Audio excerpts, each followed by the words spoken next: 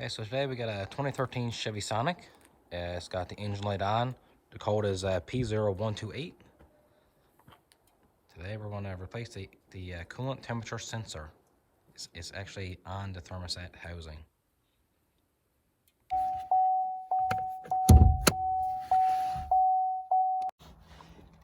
If you look down in here,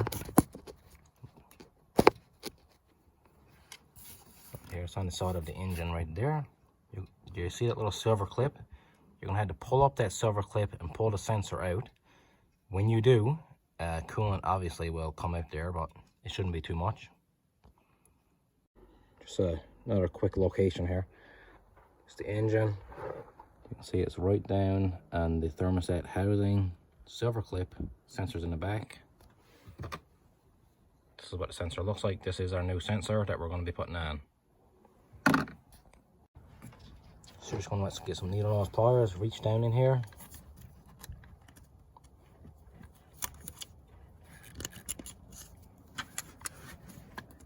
And I'm going to grab silver piece, give it a wiggle. Don't lose that.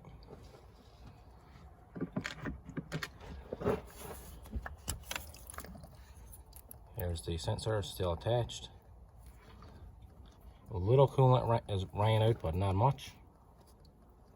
Now you're just going to want to disconnect this from the connector and put the new one in. Okay, got our new sensor in. You're going to want to just clean up the coolant, top up the coolant, go for a test drive, clear your codes, make sure the code do not come back.